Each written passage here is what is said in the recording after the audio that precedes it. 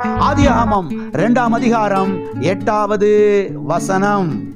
தேவனாகிய கர்த்தர் கிழக்கே ஏதேன் என்னும் ஒரு தோட்டத்தை உண்டாக்கி தாம் உருவாக்கின மனுஷனை அதிலே வைத்தார்.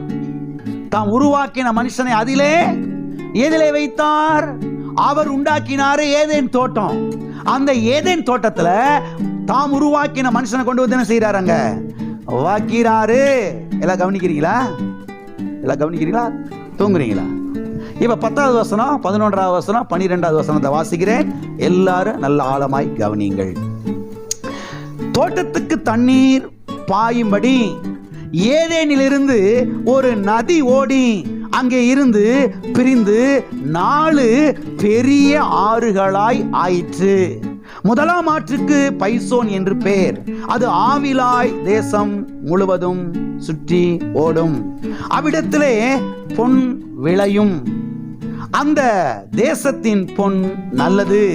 அவ்விடத்திலே பிதோலாகும் கோமேத கல்லும் உண்டு. அருமையானவர்களை கவனியுங்கள். இங்கே நாம் பார்க்கிறோம், ஏதேனில் நலமும் விசாலமுமான விருட்சங்களை கர்த்தர் உண்டாக்கினார் என்று. ஏதேனிலே 4 பெரிய ஆறுகள் ஓடினது என்று இங்கே நாம் வாசிக்கிறோம். ஏதேனிலே பொன் விளைந்தது என்று இங்கே நாம் வாசிக்கிறோம்.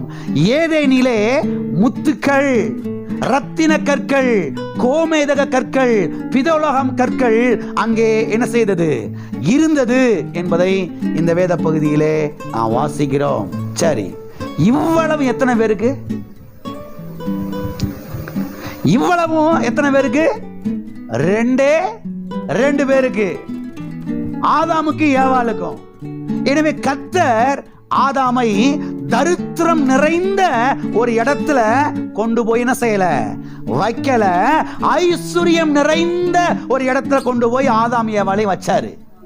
இது ஆழமாய் கவனியுங்கள். இந்த பூமியில இருக்கக்கூடிய ஒரு கிறிஸ்தவ விசுவாசியை பார்த்து கர்த்தர் யார் என்கிற முடிவுக்கு வரக்கூடாது. சத்திய வேதத்திலிருந்து கர்த்தர் யார் என்கிற ஒரு முடிவுக்கு என்ன செய்யணும்? வர வேண்டும்.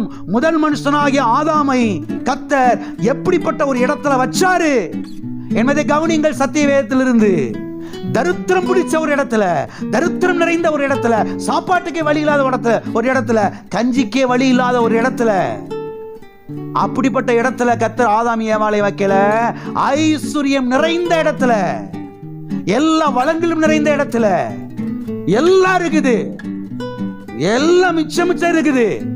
அப்படிப்பட்ட ஒரு இடத்துல தான் முதல் மனுஷனாகிய ஆதாமின் ஏவாளையும் கர்த்தர் என்ன செய்தார்? வைத்தார். வறட்சியான ஒரு இடத்துல கொண்டு வந்து ஆதாம் ஏவாளை வைக்கல. செழிப்பான ஒரு இடத்துல கொண்டு வந்து என்ன செய்தார்? வைத்தார். வளமான ஒரு இடத்துல கொண்டு வந்து வைத்தார். குறைவான ஒரு இடத்துல கொண்டு வந்து வைக்கவில்லை. நிறைவான ஒரு இடத்துல கொண்டு வந்து என்ன செய்தார்? வைத்தார். நம்முடைய தேவன் இன்னார் என்பதை சத்திய வேதத்திலிருந்து கற்றுக்கொள்ளுங்கள். அப்பதான் குடும்பத்தில் இருக்கிற தரித்திரம் மாறும். சும்மா அவங்களை இவங்களை பார்த்துக்கிட்டு இருந்தா கதைக்காகாது, ஒன்றும் நடக்காது. அங்க இப்படியா, இங்க இப்படியா, அங்க அப்படி ஆயிடுச்சு, எங்க எப்படி ஆயிட்டு போகுது எனக்கு தெரியாது. நான் வேதத்தை பார்க்க போறேன், சத்திய வேதத்தை பார்க்க போறேன், கர்த்தருடைய வார்த்தையை பார்க்க போறேன். கர்த்தருடைய வார்த்தையை பார்த்து கர்த்தர் இன்னார் என்பதை நான் அறிந்து கொள்ள போகிறேன். இதன் மூலமாய்த்தான் எல்லா ஆசீர்வாதங்களும் எனக்கு என்ன செய்கிறது? வருகிறது. நம்ம எல்லாவற்றையும் எவ்வாறு பெற்றுக்கொள்கிறோம்? தேவனை அறிகிற அறிவின் மூலமாக. ஆமென். தேவன் யார்? ஐஸ்வர்யத்தின் தேவன், ஆசீர்வாதத்தின் தேவன், நிறைவின் தேவன். ஆமென். எந்த ஒரு குறையுமே இல்லை ஏதேனில்.